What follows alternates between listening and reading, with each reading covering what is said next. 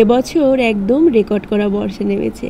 প্রতি বছরই তো বর্ষাকাল চলে যাওয়ার পরে বৃষ্টি শুরু হয়, কিন্তু এবছর একদম আষাঢ় মাসের প্রথম দিন থেকে বৃষ্টি শুরু হয়েছে।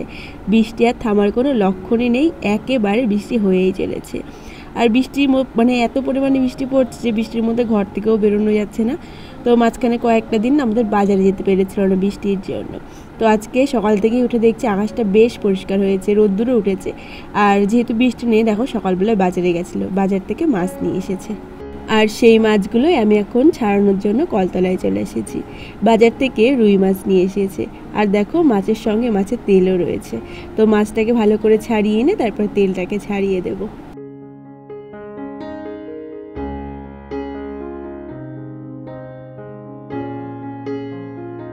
মাছটাকে ছাড়ানোর পর মাছের ঝোলে দেওয়ার যে সবজিগুলো, তো সেগুলো বানিয়ে দিয়ে এসেছি।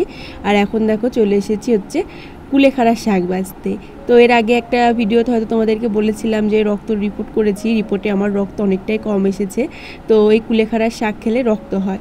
এই কুলেখাড়ার শাকটা বেটে রস করে খেলে গায়ে রক্ত হয়। তো বেটে রস করে আমি খেতে পারি না, তো সেই কারণে এই যে দেখো ছাড়িয়ে নিচ্ছি। ছাড়িয়ে এনে একটু তেল নিয়ে দিয়ে আর কি ভাজা ভাজা করে নেব। তো ভাজা ভাজা করে নিয়ে খাবো। আর শাকটা একবারে অনেকটাই নিয়ে এসেছিলো, জামাইবাবু নিয়ে এসে দিয়েছিল।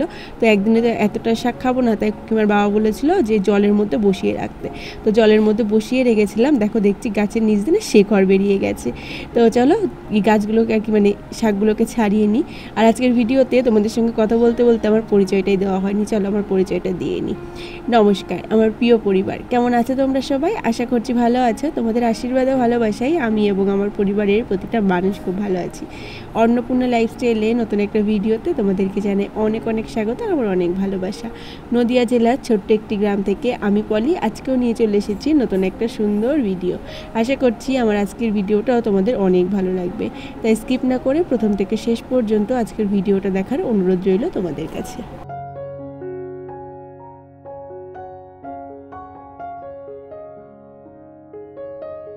জানো তো বন্ধুরা, আমার মেয়ে যখন আমার পেটে ছিল আর কি, তখনও না আমার এই রক্তটা কম ছিল। তো তখন এই কুলেখাড়ার শাক আমি আর কি ভেজে খেয়েছিলাম, রস করে খেতে পারিনি।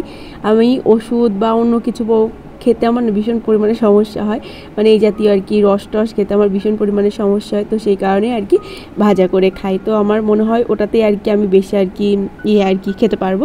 তো সেই কারণে একটু তেল দিয়ে আর একটু কালো জিরে দিয়ে ভাজা ভাজা করে নিয়ে খাই। তো দেখো ওইদিককার সবজি টবজি সমস্ত কিছু বানিয়ে দিয়েছি, বানিয়ে দিয়ে রান্নাবান্না ওইদিকে দিদি করে নিয়েছিল। আর আমাদের খাওয়া দাওয়াটা হয়ে গেছে। আর আজকে ওই যে বললাম রোদ্দুর দেখেছি যে আকাশে, জামা কাপড় ভিজিয়ে ফেলেছি অনেক। কারণ এই যে এই এতদিন ধরে বৃষ্টি হচ্ছে, ঘরের মধ্যে জামা কাপড় দিয়ে এত গাদি হয়ে গেছিলো যে না ধুয়ে আজকে আর পারলাম না। তো সেই কারণে যেইগুলো একদমই না ধুলেই নয় সেই জামা কাপড়গুলো আজকে ভিজিয়ে দিয়েছি। আরও অনেক জামা কাপড়গুলো রয়েছে। তো একদিনে তো এত জামা কাপড় কাচকুচি করা সম্ভব না। তোমরা সবাই জানো এই টাইমটায় জামা কাপড় ধোয়া মানে এই ধরনের কাজ করা কতটা কষ্টের। আর এই কাচকুচি করার সময় পেটে কতটা চাপ লাগে, কিন্তু কিছু করার নেই। জামা কাপড় পরলে তো জামা কাপড় নোংরা হবে আর জামা কাপড় ধুতেই হবে। তো সেজন্যই আস্তে আস্তে দেখো অল্প কিছু জামা কাপড় ভিজিয়ে দিয়েছি, ভিজিয়ে দিয়ে এই জামা কাপড়গুলোকে ধুয়ে দিচ্ছি। আর সকাল সকালে ধুয়ে দিচ্ছি, নাহলে আবার বৃষ্টি শুরু হয়ে গেলে কিছুই শুকাবে না।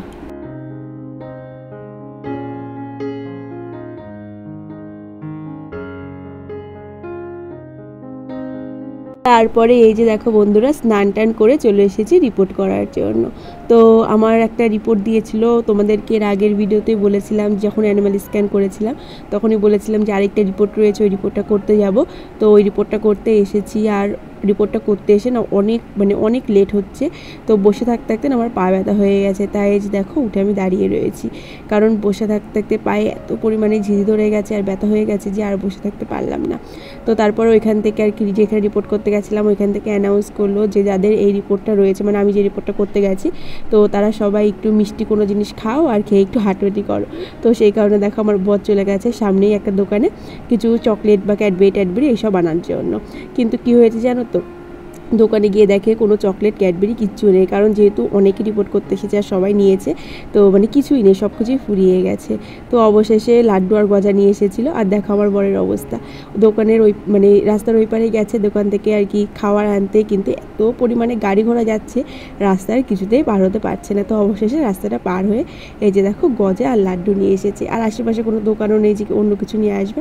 আমি বললাম ঠিক আছে, মিষ্টি জিনিস যেহেতু খেতে বলেছে আর এই জিনিসটা বেশ মিষ্টি, তো এই জিনিসটাই খাই। তো এই মিষ্টি খেয়ে যে রিপোর্ট করতে হয় এটা কিন্তু আমার মেয়ের বেলায় আমি করিনি, আজকে আর কি প্রথম করলাম, মানে এইবার আর কি প্রথম করলাম।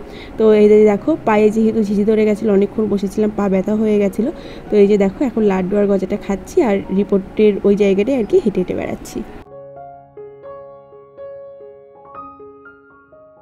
রিপোর্ট করতে গিয়ে অনেকটা সময় লেগে গেছিলো, তো তারপরে এসে আর কোনো ভিডিও তোমাদের সঙ্গে শেয়ার করা হয়নি। এখন যে ভিডিওটা দেখছো এটা হচ্ছে অন্য একটা দিনের ভিডিও। তো সেই দিনকে আমার মা এসেছিলো, আর মা এসে দেখো এখন মাথায় তেল দিয়ে দিচ্ছে। কি হয়েছে জানো তো, কদিন ধরেই শরীরটা ভালো লাগছিল না, ভাবছিলাম যে মাথায় তেল দেবো, কিন্তু দেবো দেবো করে আর দেওয়া হচ্ছিল না। সংসারের সমস্ত কাজ করছিলাম কিন্তু নিজের যতটা নেওয়া হচ্ছিল না। তো আজকে আমার মা এসে আমার মাথায় এখন তেল দিয়ে দিচ্ছে।